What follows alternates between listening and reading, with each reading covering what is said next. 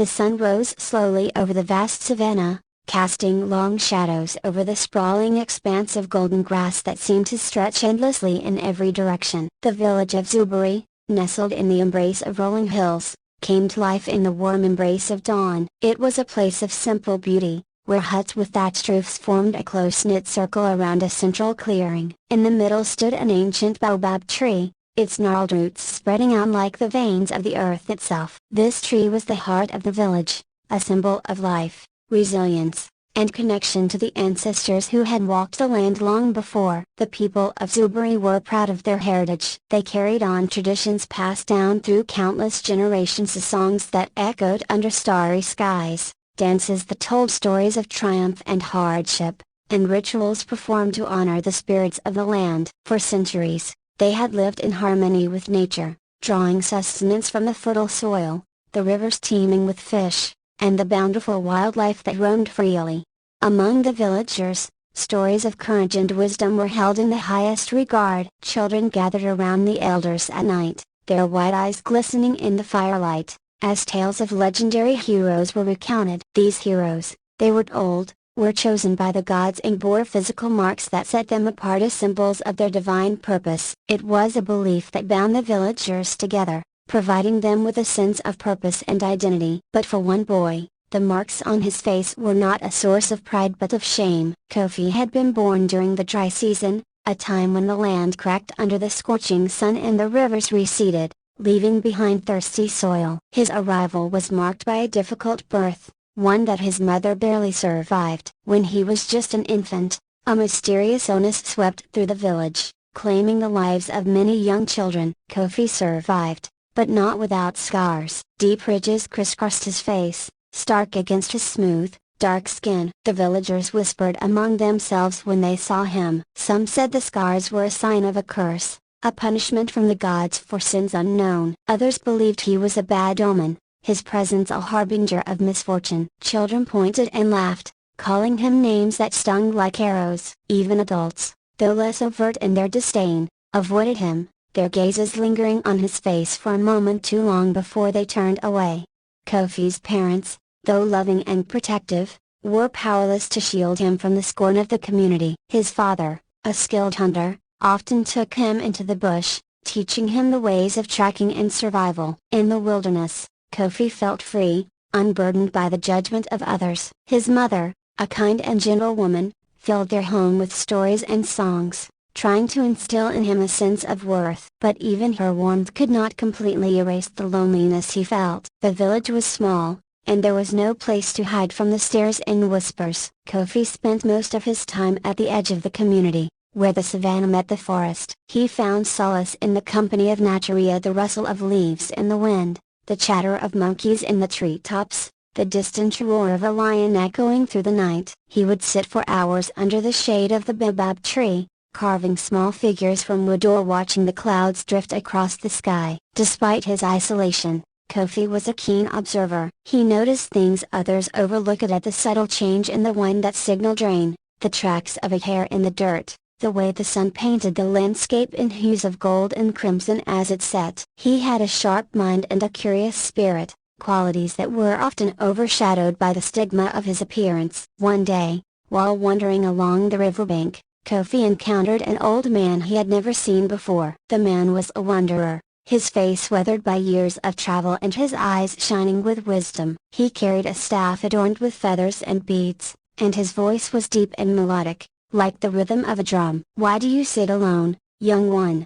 the man asked, his gaze kind but piercing. Kofi hesitated, unsure how to respond. He was not accustomed to strangers speaking to him without a hint of pity or disdain. Finally, he said, "The others do not want me near them. They say I am cursed." The old man nodded thoughtfully. The world is quick to fear what it does not understand. But curses and blessings are often two sides of the same coin. Perhaps you were marked not as a curse, but as a sign of something greater. Kofi frowned. How can these scars mean anything good? The man smiled. That is for you to discover. Scars are the stories the body tells. They speak of survival, of strength. Remember this, young one. The greatest journeys often begin in the darkest places. With that, the old man rose and continued on his way, leaving Kofi with the seasons came and went, marked by the rhythm of life in Zuburi. Rain-fed crops sprouted and withered, the rivers swelled and receded, and the sun continued its tireless march across the sky. Kofi had grown into a young man, his once boyish features now defined and rugged. The scars on his face remained, deep and unchanging, but they no longer seemed so out of place against his strong frame. Yet, they continued to isolate him. Though he had found some peace in solitude, he still felt the weight of rejection. One fateful day, the village began its preparations for an important annual ceremony. This was no ordinary event, it was the Ngalawa, a grand celebration where the spirits of the ancestors were called upon to guide and protect the village. The air buzzed with excitement as villagers decorated the central clearing with vibrant patterns of colored sand and wove intricate mats from palm leaves. Musicians tuned their drums, and the scent of roasted goat and millet filled the air. Kofi lingered at the edge of the clearing, as he often did during such gatherings. He knew his presence would attract whispers, perhaps even a glare or two. Despite his discomfort, he found himself drawn to the festivities. The songs and laughter reminded him of the village's heart, a connection he yearned to feel but could never fully grasp. The ceremony began as the sun dipped below the horizon, casting long shadows that danced in the flickering light of torches. The village elder, a wiry man named Mzilingo, stepped forward to address the crowd. His voice was firm but filled with a deep, resonant authority. "My people," he began, "we gather here to honor those who came before us and seek their blessings for the days ahead. This year, the spirits have spoken through a dream. They have shown me a sign." The crowd murmured in anticipation, leaning closer to catch every word. Kofi, too, felt a strange pull, as if the elder's words were meant for him. "In the dream," Mzilingo continued, "I saw a figure marked by the gods. This person bore the scars of the earth itself, etched into their flesh, and though they were cast aside by many, they stood firm, for they were destined to protect us in our darkest hour." A hush fell over the crowd. The words hung in the air, heavy with meaning. Some villagers glanced at Kofi, their expressions a mix of curiosity and unease. Others quickly looked away, unwilling to acknowledge what seemed obvious. Kofi's heart raced. Could the elder be speaking of him? The thought filled him with equal parts hope and dread. He wanted to believe the scars that had caused him so much pain could hold a deeper purpose. Yet, he feared the burden of such a destiny. The ceremony continued, but Kofi could no longer focus. He slipped away into the night, seeking refuge in the forest that had always been his sanctuary. There, under the vast expanse of stars, he wrestled with the elder's words. In the following days, Kofi began to notice a subtle change in the way some villagers looked at him. Their glances, once filled with derision, now held a hint of something else, yet uncertainty, perhaps even fear. It was as if they were seeing him for the first time, not as the outcast they had always known but as something more. But others remained hostile. They scoffed at the elder's vision, dismissing it as a mere coincidence or mistake. How could someone like him protect the village? They sneered. "He is no warrior, only a scarred boy who hides in the forest." These words stung, but they also kindled a fire within Kofi. If the gods had truly chosen him, then he would prove himself worthy. If not, he would still find his own way to rise above the scorn. Driven by this newfound determination, Kofi began to train with greater intensity. He woke before dawn each day, practicing with his bow and arrow until his fingers bled. He ran through the savannah, his feet pounding the earth, building his endurance. He climbed trees to strengthen his arms and tested his agility by leaping from branch to branch. It was during one of these sessions that he encountered the old wanderer again. The man had returned to the village outskirts, carrying the same staff adorned with feathers and beads. He watched silently as Kofi practiced, his piercing gaze filled with quiet approval. "You have grown, young one," the wanderer said, his voice as deep and steady as before. Kofi stopped and wiped the sweat from his brow. "I remember you,"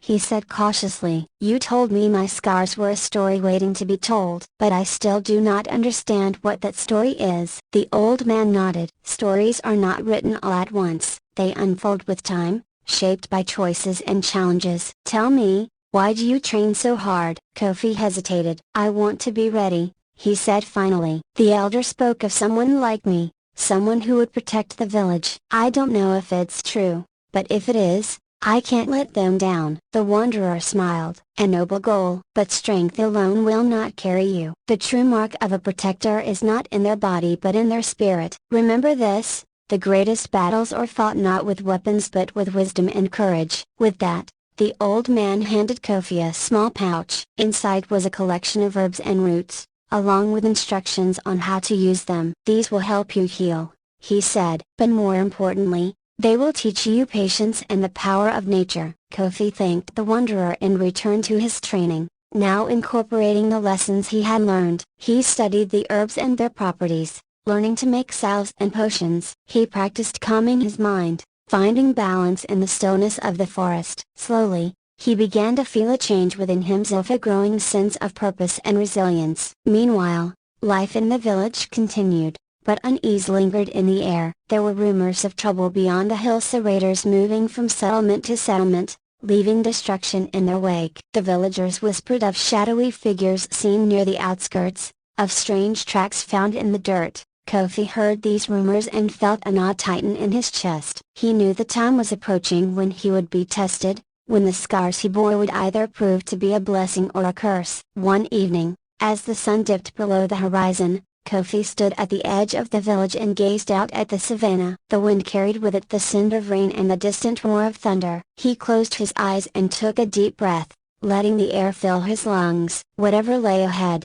he knew one thing for certain: he was ready to face it. Kofi's life in the village was one of contradictions. He was both part of the community and apart from it. The villagers knew him as the boy with scars, a face that carried tales of survival but also whispers of misfortune. Yet as Kofi grew older, he began to carve out his own roles within the community, even if they were roles he had to create for himself. These roles became the foundation of his existence, shaping his identity and his purpose in ways the villagers could not have foreseen. One of Kofi's earliest roles was as a quiet observer. In the years he spent on the outskirts of the village, he learned to watch and listen more than he spoke. From his secluded vantage points, he saw patterns that others missed: the subtle shifts in the behavior of animals, the changing winds that signaled a storm, the way people's emotions revealed themselves in their movements and expressions. His observations gave him an uncanny ability to predict events,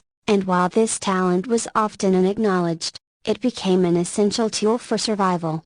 When the dry season came, and the land grew parched under the relentless sun, Kofi would notice the signs of its arrival before anyone else. He saw the way the birds flew higher in the sky, seeking cooler air, and the way the leaves curled inward, conserving their moisture. He warned his father, who adjusted his hunting routes accordingly, avoiding the areas where prey had already fled. His insights saved the family time and resources, even if his contributions were rarely recognized by the rest of the village. Kofi also took on the role of protector, though not in the way the villagers traditionally envisioned. While the warriors of Zuberi carried spears and shields, ready to defend the village from external threats, Kofi's form of protection was quieter, less visible. He had a deep connection to the land, and this connection allowed him to sense when something was amiss. One day, while walking near the edge of the forest, Kofi noticed a cluster of tracks leading toward the village. They were not the tracks of the usual animals that roamed the area but those of something larger,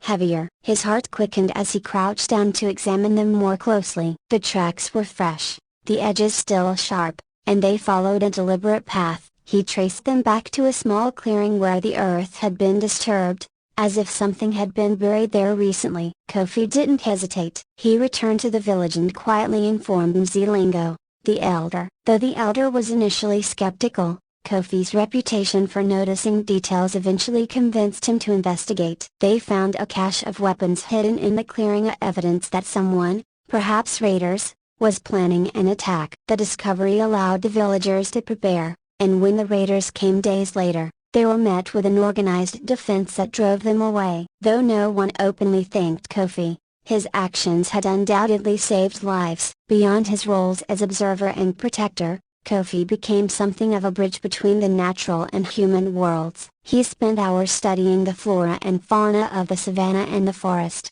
learning their secrets. He knew which plants could heal wounds, which roots could stave off hunger, and which berries were best avoided. This knowledge made him invaluable, though many were reluctant to admit it openly. One evening, a young girl from the village fell ill with a fever that left her bedridden and unresponsive. The villagers tried all the remedies they knew, but nothing worked. Desperate, the girl's mother approached Kofi, her eyes filled with tears and shame. "Please," she said, her voice trembling, "if there is anything you can do." Broken bar. Kofi didn't hesitate. He gathered the herbs he had been taught to use by the wandering healer and prepared a mixture, boiling the leaves into a tea that he gently fed to the girl. He stayed by her side throughout the night, cooling her forehead with damp cloths and whispering soothing words. By morning, the fever had broken, and the girl's strength began to return. The girl's recovery spread through the village like wildfire. Though some dismissed it as coincidence,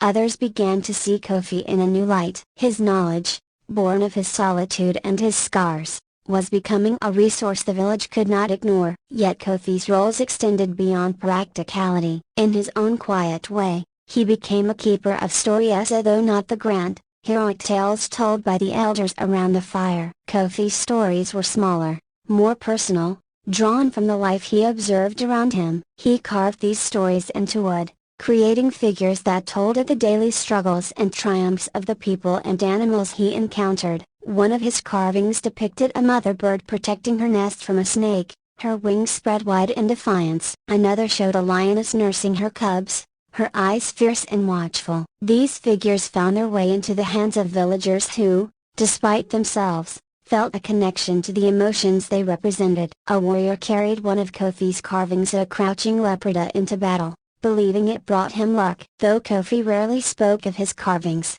they became a silent testament to his role as a storyteller, a chronicler of the life that thrived in Zuburi's lands. Through them, he found a way to communicate what words could not, to bridge the gap between himself and the community that both rejected and relied on him. There was also a role Kofi played that he rarely acknowledged, even to himself, the role of dreamer. Despite the ridicule and isolation he faced, he carried within him a vision of something greater. He dreamed of a village where scars were not seen as curses but as marks of resilience, where differences were celebrated rather than feared.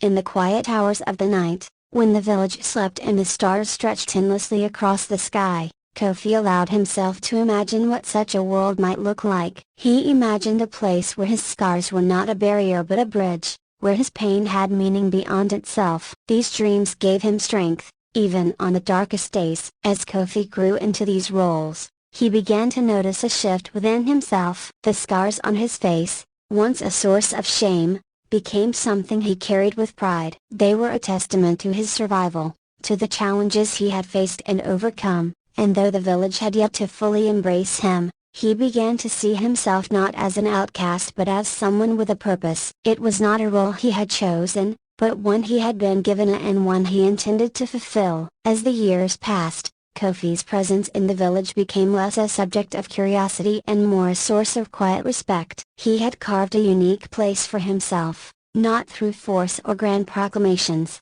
but through his actions, his wisdom, and his unyielding determination. The scars on his face, once the source of ridicule, became symbols of strength and survival, woven into the fabric of the village's collective memory.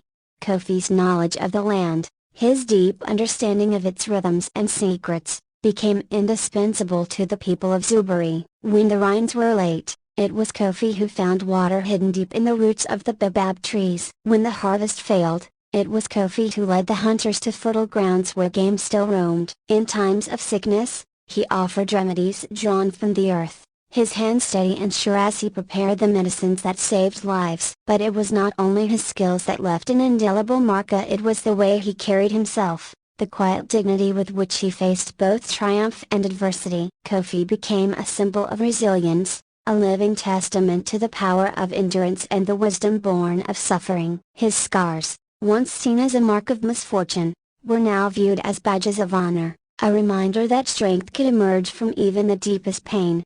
The children of the village, who once avoided him, now gathered around him, eager to hear his stories and watch him carve his intricate figures. Kofi told them of the animals of the savannah, of the spirits of the land, and of the importance of courage and kindness. His stories, shaped by his own experiences, were not just tales but lessons, planting seeds of empathy and understanding in the next generation. When the elders passed down the oral history of the village, Kofi's name became a part of their narratives. They spoke of how he had saved the village from raiders, how he had healed the sick, how he had taught them to see the world through different eyes. His legacy was not one of conquest or glory but of quiet, steadfast service to his people and the land they called home. As Kofi grew older, he began to retreat further into the forest he loved, spending his days in reflection and communion with nature. Yet even in his absence, his presence remained. The villagers carried his teachings with them, woven into their lives like the threads of a great tapestry. And when the time came for Kofi to join the ancestors, his story did not end. It lived on in the hearts of the people of Zuberi, in the whispers of the wind through the trees, in the carvings that adorn their homes, and in the memory of a man whose scars became a source of light.